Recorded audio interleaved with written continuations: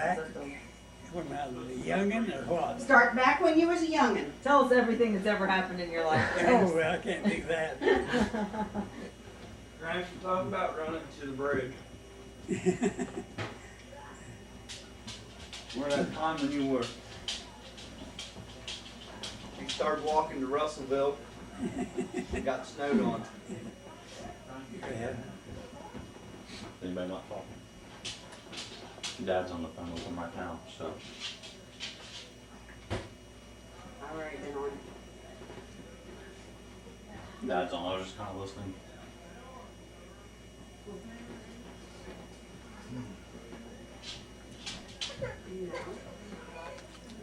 Mm-hmm.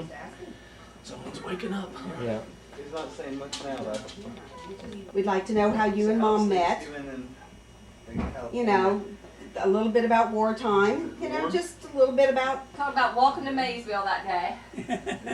Walking to Russellville. things like that. Yesterday was nice. Well,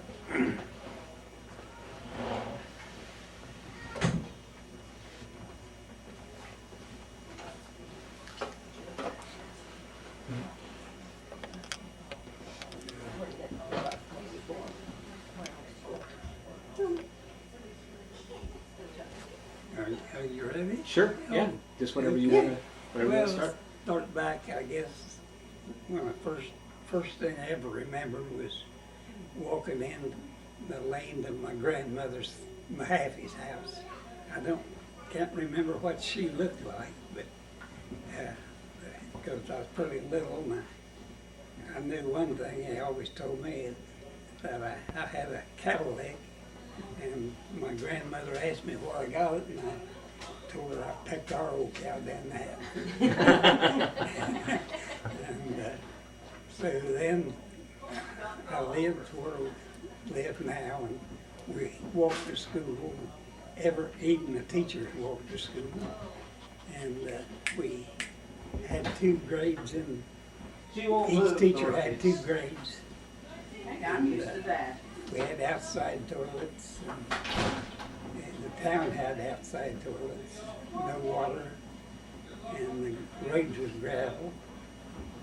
And so times were pretty hard, and the cities had soups kitchen because the factories had closed and the banks was closed and everything, and till after the election. Well, I'll go back to some of the things we did when me and my nephew, and he was about my age, and another one decided we wanted to take a train ride, so we was going to go to Peebles, and we finally got a dime so we could go. And it was night, and we got on the train, and we asked each other how we knew when to get off at Peebles, and so about that time, as the girl got on, looked like she was about out of high school or about out of there, and she said she's going to Peebles. So, okay, when she gets off, we'll get off. So we got there Lawshie, and the train stopped. She got off, and we all got off. And started walking, and the train backed up and got us and took us on into Peebles. But we didn't even know there was such a town as Lawshie, because that was about 5 miles away from us. And so we rode into Peebles, and then had to walk back and run back from Peebles, and had to go through Marble Furnace, so that was about a 12-mile or maybe more trip back.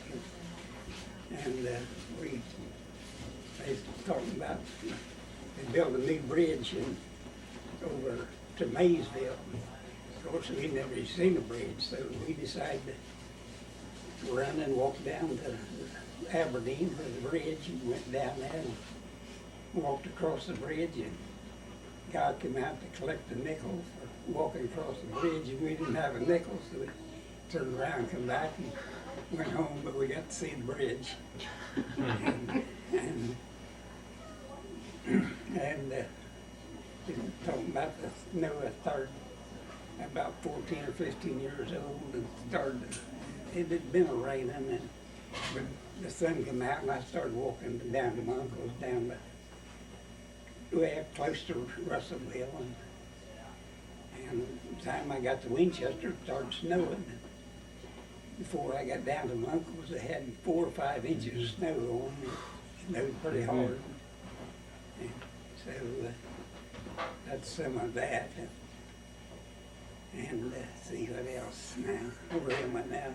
I'm about 15, 14 years old now. And we, our teachers, I like to say, they had to walk to school the same as we did. There wasn't probably maybe 6 or 7 cars in the whole town. And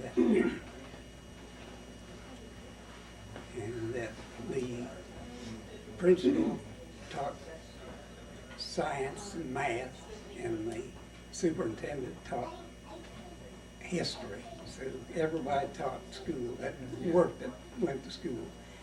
And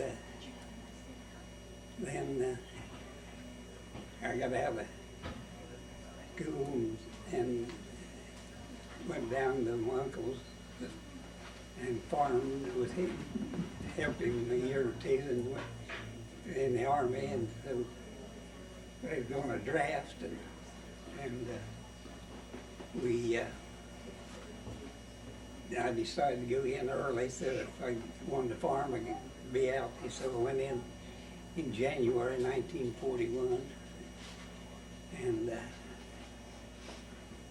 I hitchhiked from Hattiesburg, Mississippi home 2 times, and one time we couldn't get out till, they wouldn't let us out till midnight, although that was just the Army way, you know. So we rode a bus to Birmingham, Alabama, and that was about 7 o'clock in the morning, and we got off and let, me and another boy got off, and left our suitcases on the bus with the other guys and started walking, and we of course, we'd mess around in town a little while, different things, and got a ride with different people, and sometimes they'd feed us to whoever we rode with. And so finally got into Cincinnati, and we thought, well, now where in the dickens will we find our suitcases? And we walked into the bus station, and the guys, the bus just pulled in, we got off of them, they were just getting off the bus. and let's see, then, of course, then we left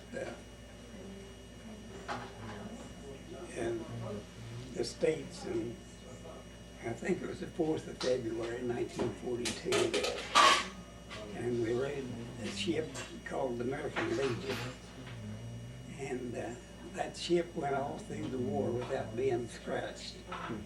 But, and then we ended up on Tonga, where our first trip took 31 days, went down the East Coast, and the water was real rough, and the ship would go up and feel like fall about 30 feet and then go up again and fall. And of course, most of us got sick, and every once in a while there'd be subs around, they'd sound general quarters. But we did get down to the Panama Canal safe, and as we went through the Panama Canal, we found out that our wages got raised up to $1 a day. And we'd been $21 a month, so that was, Yeah. so we'd got a raise anyway. And from Tonga, we went to Guadalcanal, and we was there till we got on Guadalcanal. And, well, before we got into Guadalcanal, we hit the jet Navy and had to turn around and get back, and that held us up about a week or so, and then we finally got into Guadalcanal on November the 4th of 42. And we left there then on May, I think the 10th of 43, and went to British Samoa. Well, we stopped in America Samoa, and we was sitting in the harbor, and the guy, the Navy ship was there, and the guy, they said, was cleaning the Hawaii gun that shot these drums at depth charges. And it went up and come down on our ship. It went into the water and exploded under us. But anyway, it didn't explode but in the ship. It had to be all pressure all around it. So then we went on to British Samoa and stayed there for a while. Went to New Caledonia and Emerald, and I don't know, just we're all, you know, when I was gone from, got on Samoa, then I had never had malaria, and everybody else did. We out on, well, it wasn't my neighbors, it was just out training, walking in, and I was walking alongside the colonel, and he said he had malaria, and I said, no, sir. He said, you got to have malaria. Everybody's got to have malaria. So about a week or so later, I had malaria. I told him it took a regimental order to get it, but I got it. I didn't want it, but I had went to, when I got it, I went to an aid station, and it was run by the Marines. And they took my temperature, and it was 103 and 5/10. And they said, can you walk to the hospital? And I said, I don't know, how far is it?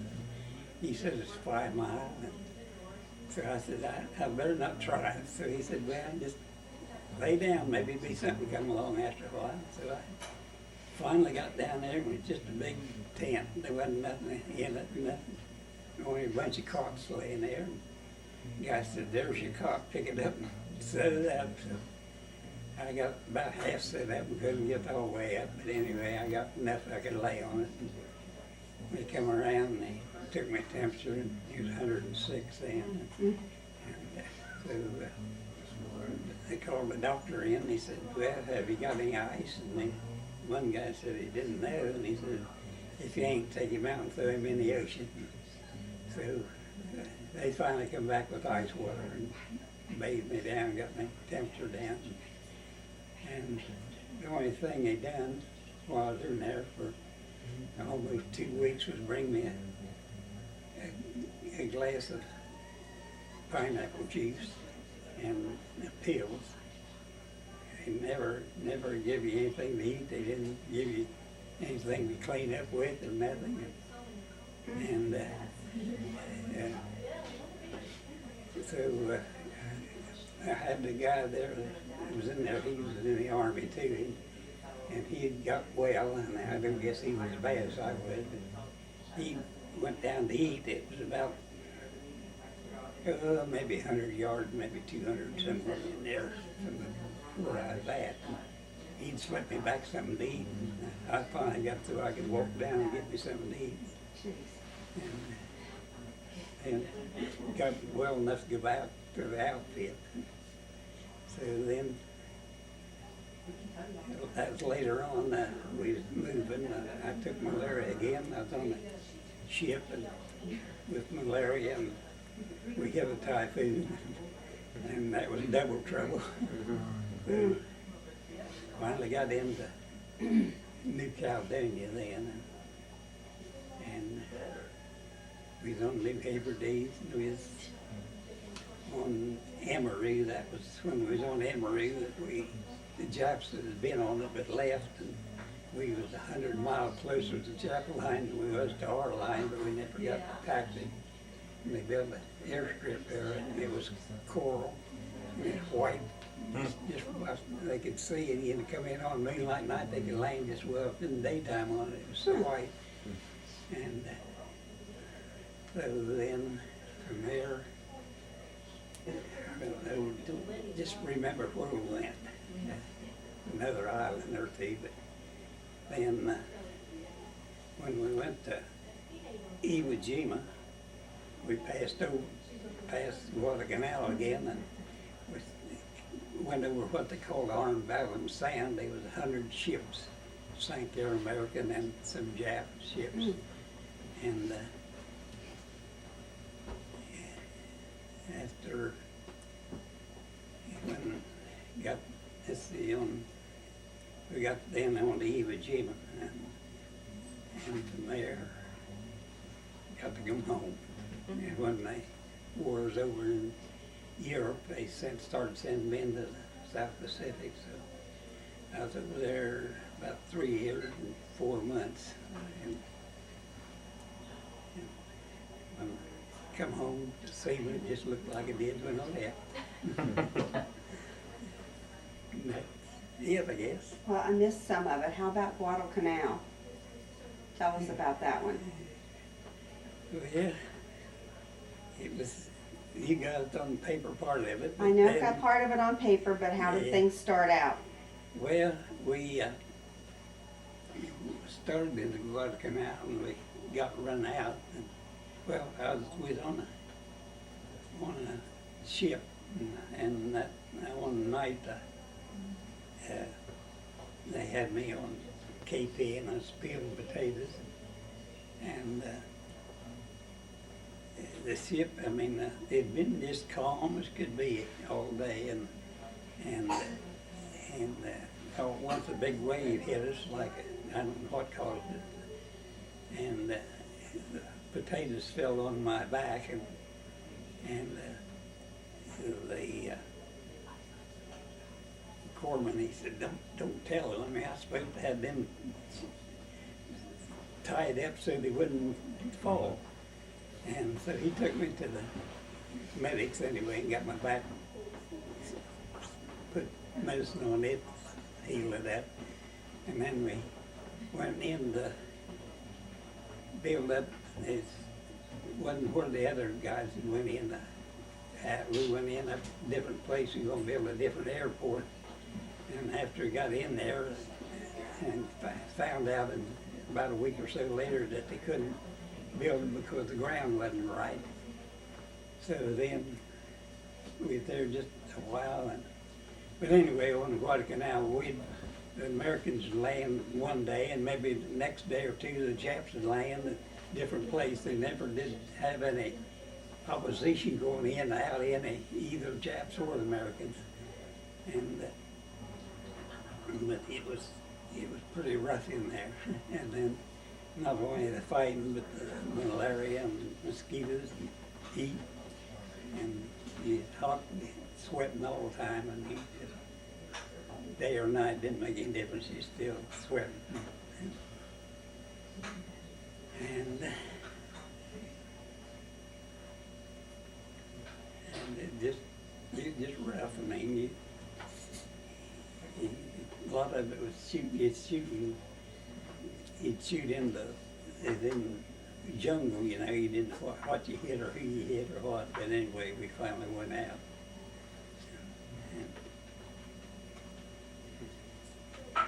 And you had malaria Yeah, I had it bad twice, twice? and then I just had it a little bit later. And you say that was a sergeant's order? No, as a colonel. Colonel. Colonel's order. So, how did you meet Charlotte? Well, lived next farm, and we was all friends, and everything. Anyway, and work. Everybody changed, worked on the farms and everything. And of course, then we making big wages, and we was making 75 cents a day then. Uh-huh.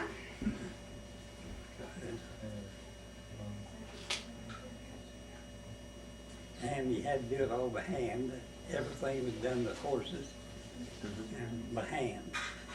And the Amish had it a lot better than we had it then. I mean, a whole lot better. They had better equipment, better horses, and everything, and the farmers had that back at that time. So back then, everybody wanted to be Amish. No, We're we're not There Amish wasn't around. any Amish back then. We was the Amish. Hey, Gramps, go back to the war just a minute and tell what kind of medals you have and how you got them. Because I always forget what medals you have. Well, a lot of them was just medals that you get for being certain places. And only two real good medals were the Bronze Star and the Silver Star. And on the Silver Star, I got it on that paper there. Well, tell it on tape. Tell it on tape. Oh, We may not be able to keep the paper. well, anyway, we was fighting and we was going faster than we should have had. And when we got up and hit the river, and it was pretty well defended, and called in artillery, and they come down on us and stood us up where we wanted, because they didn't know we was that far out of us. And so we had our artillery and the Jap thought they was shooting at us, and so they ordered us to fall back. But by that time, well, I got glued up, I guess, with an ammunition dope.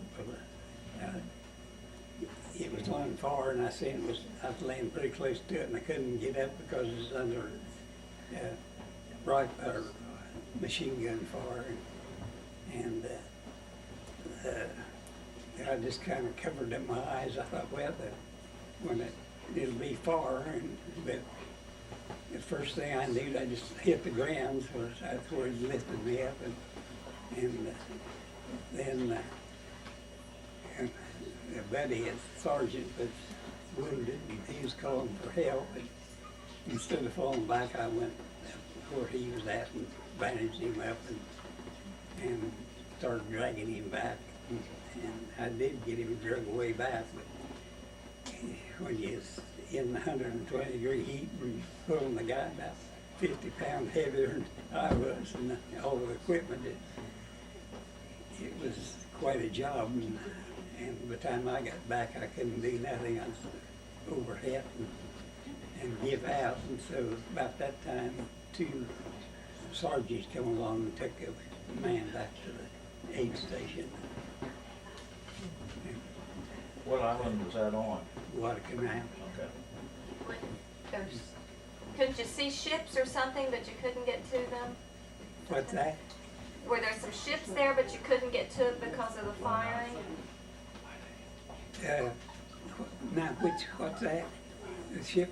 Yeah, I was thinking you told Eric there were some ships there or something, and you Oh, couldn't there get was a to lot it. of ships around that. We was on there when they had in December the 13th to the 16th, they had big naval battles right off the ship, and I was walking a guard one night along the ocean, and when them ships, I don't know, I reckon all them sinking and everything, but they was land crabs came out of the, well, I guess it was land and water, because they came out of the water just about a half a mile of them, and you couldn't walk without stepping on it, and they run for, I don't know, an hour or so, them crabs coming out of there.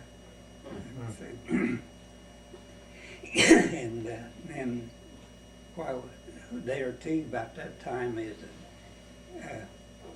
100 Jap planes come over, and the big air battle, and of course it's high and everything. You couldn't, where we was at, we couldn't tell who was coming down or what, but anyway, you'd see the planes falling in flames.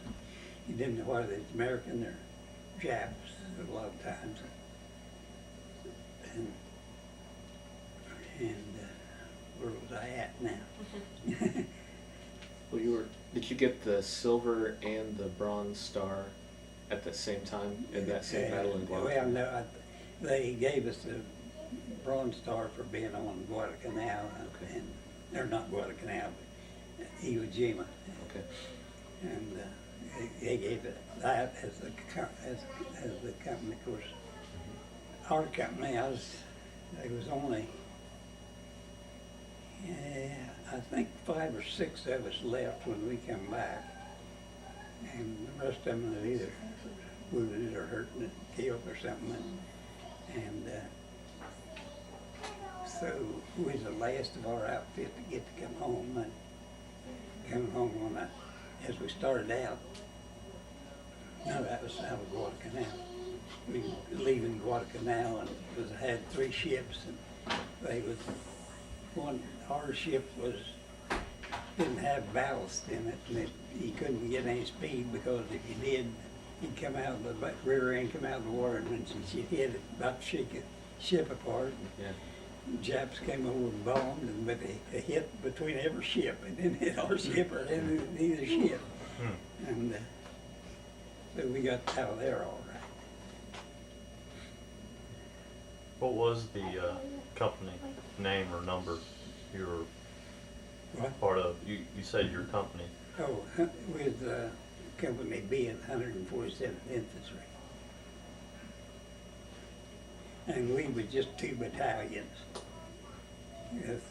First and third. The second, when we left the United States, we were supposed to have went to Ireland, and as we went up on the train going out, somebody sabotaged the big French liner we were supposed to go on. It burnt.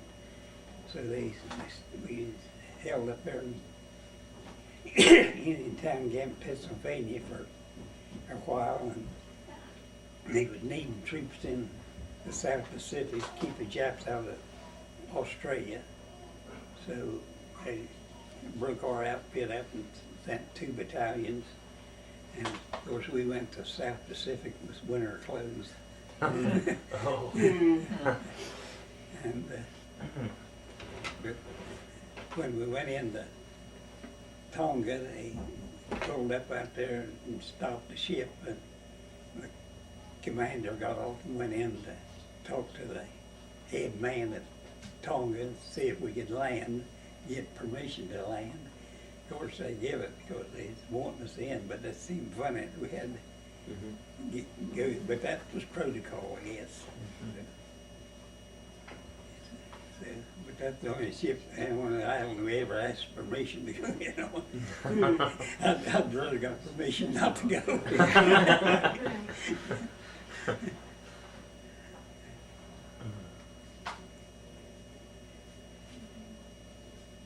Well, what all jobs have you had over the years?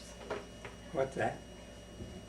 Tell us about the jobs you've had over the years, where you worked.